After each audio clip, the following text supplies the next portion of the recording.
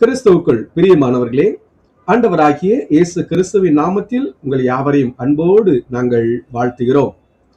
இந்த லெந்து காலத்தின் இறுதி நாட்களுக்குள்ளாக கடந்து வருகிற பாக்கியத்தை ஆண்டவர் நமக்கு கொடுத்திருக்கிறார். ஒவ்வொரு நாளும் சாமுவேல் பவுல் ஐயர் எழுதிய ஆத்தும நேசரின் அங்க மகத்துவத்திலிருந்து சிலுவை தியானங்களை நாம் கற்று வருகிறோம். இந்த நாளிலும் ஆத்தும நேசரின் கண் என்கிற தலைப்பில் 23வது தியானத்தை நாம் கேட்க இருக்கிறோம். இதை உங்களுக்கு தொகுத்து வழங்குகிறவர் reverend David Paramanandam, Diocese of Bombay, Church of North India, Mumbai, India. Produced by Gamaliel Bible College, Mumbai, India. இந்த நாளின் தியானத்திற்காக நாம் ஜெபம் செய்வோம். எங்கள் அன்புள்ள பரமபிதாவே, எம் ஆத்தும நேசராகிய இயேசு கிறிஸ்துவின் திருப்பாடுகளை தியானிக்கும் இந்த தூய வேளையில் உம்மை துதிக்கிறோம். சிறப்பாக இன்று உமது திரு குமாரனின் பசுத்தமான திரு கண்களை எண்ணி எங்கள் இருதயத்தை தாழ்த்துகிறோம். ஆண்டவரே, ஏழை விதவின் 2 காசுகளை உத்தம ஈவாக கண்டு பாராட்டி உடைய கிருபையுள்ள கண்களை நினைக்கிறோம். மனிதர்களின் அந்தரங்க பாவங்களை காட்டும் கோலாக இருந்து ஒளியும் மறைவற்றும் அது பரிசுத்தத்தால் எங்களை எச்சரித்த நீதியுள்ள பார்வையை போற்றுகிறோம். சிலுவை பாதையில் பரிகாசம் பண்ணப்பட்ட போது ஒரு குற்றவாளியை போல உமது கண்கள் துணியால் கட்டப்பட்டதே. அகில உலகத்தையும் காணும் உமது கண்கள் கட்டப்பட்டதினால் இன்று எங்கள் ஆத்தும கண்களின் மறைவு நீங்கி பிரகாசம் அடைந்திருக்கிறது. இந்த தியானத்தின் வழியாக உமது கண்களுக்கு முன்பதாக உத்தமமாய் நடக்கவும் உமது பார்வையின் அன்பில் நாங்கள் என்றும் நிலைத்திருக்கும் கிருபை செய்யும். மீட்பர் இயேசுவின் நாமத்தில் ஜெபிக்கிறோம் பிதாவே, ஆமென்.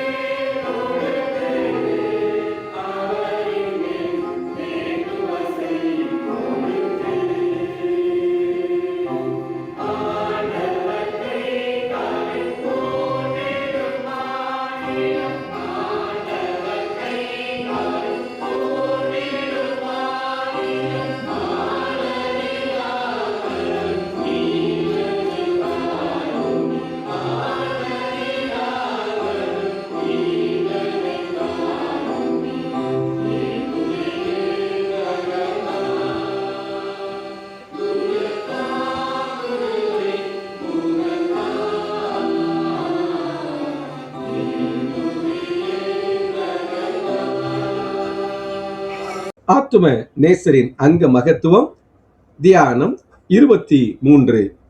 இந்த நாளின் தியானத்தின் தலைப்பாக ஆத்தும நேசரின் கண் 2ஆம் பாகத்துக்கு ஆதாரமாக வேத வசனங்களை வாசிக்கின்றேன். இயேசு கண்ணேறிட்டு பார்த்தபோது ஐஸ்வர்யவான்கள் காணிக்கை பெட்டியிலே தங்கள் காணிக்கைகளை போடுகிறதை கண்டார். ஒரு ஏழை விதவை அதில 2 காசை போடுகிறதையும் கண்டு, இந்த ஏழை விதவை மற்றெல்லாரையும் பார்க்கிலும் அதிகமாய் போட்டாள் என்று மெய்யாகவே உங்களுக்கு சொல்லுகிறேன் என்றார். கர்த்தர் திரும்பி பேதுருவை நோக்கி பார்த்தார். சேவல் கூவுகிறதுக்கு முன்னே நீ என்னை 3 தரம் மறுதலிப்பாய் என்று கர்த்தர் தம்மிடத்தில் சொன்ன வசனத்தை உடனே பேதுரு நினைவு கூர்ந்து வெளியே போய் மனம் கசந்து அழுதான். இயேசுவை பிடித்து கொண்ட மனுஷர் அவரை பரியாசம் பண்ணி அடித்து அவருடைய கண்களை கட்டினார்கள். இந்த வேத வசனங்களை லூக்கா 21ஆம் அதிகாரம் முதல் 4 வசனங்களிலும், லூக்கா 22ஆம் அதிகாரம் 61, 62 வசனங்களிலும், லூக்கா 22ஆம் அதிகாரம் 63, 64 வசனங்களிலும் காணலாம். இந்த நாளின் போதனை இரட்சகரின் திரு கண்ணை குறித்து முந்தின தியானத்தில் 3 காரியங்களை ஆராய்ந்தோம். இப்பொழுது வேறு 3 காரியங்கள் நமக்கு உணர்த்தப்படுகின்றன. முதலாவது, இயேசுவின் கண் உத்தம ஈவை நோக்கினது. தேவ ஆலயத்தில் கூடி வந்த ஜனங்களுக்கு காணிக்கை பெட்டிக்கு எதிராக உட்கார்ந்து ஞான உபதேசங்களை போதித்துக் கொண்டிருந்த இயேசு தமது கண்களை ஏறெடுத்து பல பிரபுக்கள் காணிக்கை போடுகிறதை தம்மை சூழ்ந்திருக்கிறவர்களுக்கு காட்டினார். அந்த பிரபுக்கள் கூட்டத்தில் கந்தை கட்டி தேகம் மெலிந்து கோல் பிடித்து வரும் ஒரு ஏழையும் இருந்தாள். அவள் காணிக்கை போட்ட உடனே இரட்சகர் இந்த கைம்பெண் தான் எல்லோரிலும் அதிகமாய் போட்டாள் என்று சொன்னார். அவளோ பித்தளையால் செய்யப்பட்ட 2 காசை மாத்திரம் போட்டாள். அந்த 2 காசும் கால் அனாவுக்கும் கொஞ்சம் குறைவுதான். இரண்டாவது, இயேசுவின் கண் பாவத்தை உணர்த்தும் நியாய பிரமாண கோலாயும் இருந்தது. பரிசுத்த பவுல் நியாய பிரமாணமானது பாவத்தை அறியும் அறிவை கொடுக்கிறது என்றும் கிறிஸ்துவரிடத்திற்கு வழி நடத்துகிறது என்றும் சொல்லுகிறார். பேதுரு இரட்சகரை மறுதலித்த போது நியாய பிரமாணத்தின் வேலைகளில் முன் குறித்திருக்கும் 2ஐயும் இயேசுவின் கண் நிறைவேற்றியது. அது பேதுருவின் நன்றி கெட்ட துரோகத்தை அவனுக்கு உணர்த்தினதோடு கிறிஸ்துவினால் இரட்சணத்தை நாடவும் அவனுக்கு வழிகாட்டினது. மூன்றாவது, இயேசுவின் கண் கட்டப்பட்டு பாடுகளில் பங்கு பெற்றது. அன்று காய்பாவின் அரண்மனையில் அவருடைய கைகள் கட்டப்பட்டது போலவே அவர் கண்களும் கட்டப்பட்டன. இந்த நாளின் தியானம். இரட்சகா, நீர் ஏழைகளின் தேவன். நீர் பலவான்களை ஆசனங்களிலிருந்து தள்ளி தாழ்மையானவர்களை உயர்த்துகிறீர்.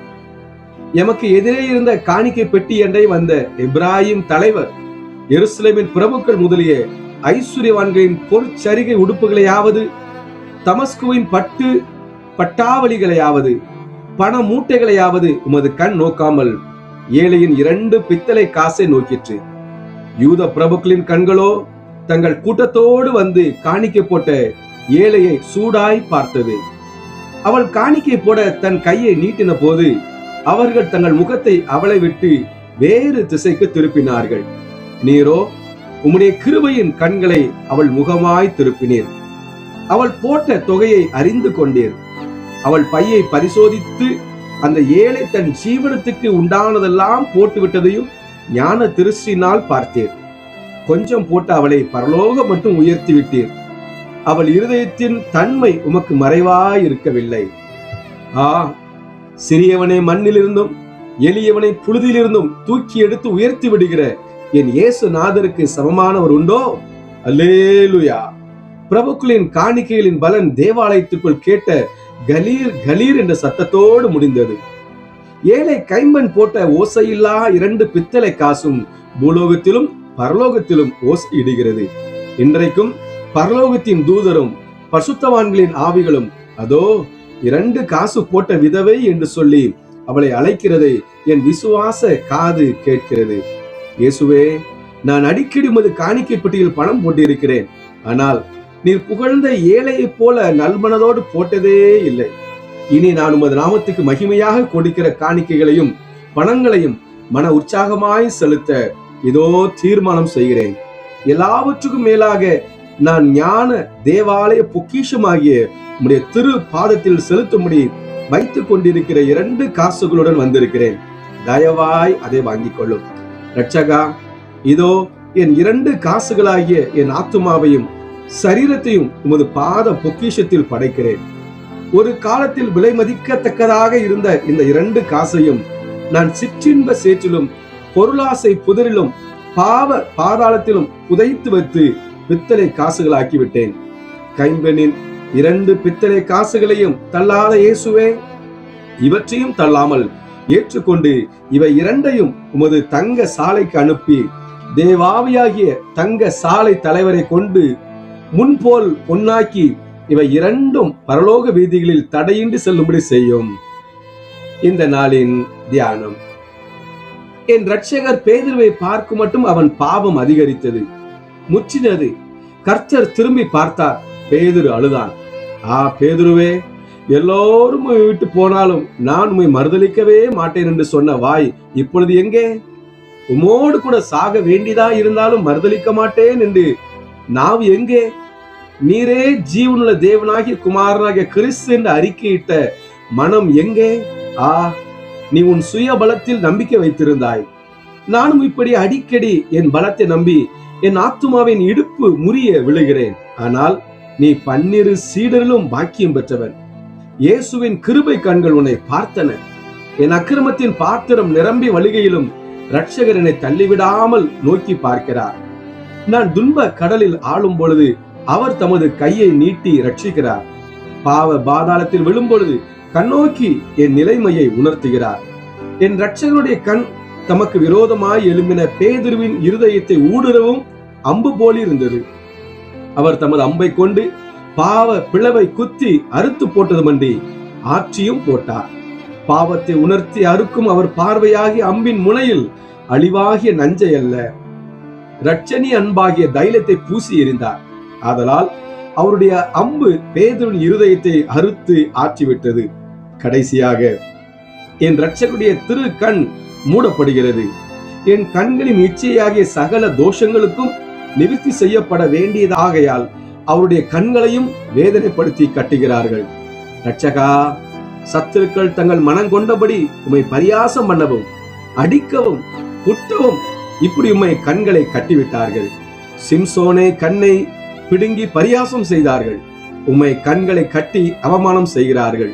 சிறு பிள்ளைகள் கூடி ஒரு பிள்ளையை கண்ணை கட்டி அடித்து விளையாடுவார்கள். நீர் துன்மார்க்கர் நடுவில் சிறு பிள்ளை போல் கண்கள் கட்டப்பட்டு நிற்கிறேன். இயல்பாகவே உமது கண் மயங்குகிறது.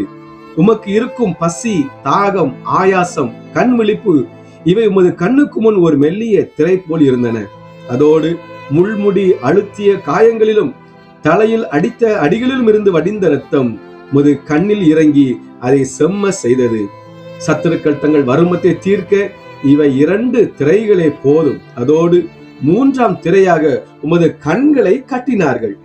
சத்துருக்கள் எத்தனைத்தான் உமது கண்களை கட்டினாலும் என்ன, உமது திருப்பார்வை அக்கட்டுகளை ஊடுருவி என் ஆத்துமாவில் பாவ மன்னிப்பின் கிரணங்களை வீச செய்யும். உமக்கு வல்லமை உண்டு, ஏனெனில் நீர் தேவன். நீர் என்னை உமது கட்டப்பட்ட கண்ணோடு பார்த்தால் அதே போதும். ரட்சிக்கும் சித்தம் மாத்திரம் உமது உள்ளத்தில் இருந்தால், உமது சரீர கண்ணானது மூடப்பட்டிருந்தால் என்ன, திறக்கப்பட்டிருந்தால் என்ன, 2ம் சரிதான். விசுவாச விண்ணப்பம். ஏழையை பார்த்த கண்ணே நமஸ்காரம், நான் ஒரு ஏழை பாருமையா நமஸ்காரம். பேதுருவை அல செய்த கண்ணே நமஸ்காரம், என்னையும் அல நோக்கும் ஐயா நமஸ்காரம். கட்டுண்ணப்பட்ட கண்ணே நமஸ்காரம், என் கண்ணிச்சை கட்டகற்றுவீர் நமஸ்காரம்.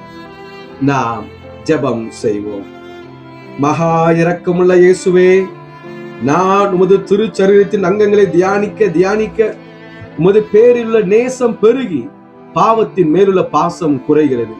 அதற்காக உமக்கே ஸ்தோத்திரம்.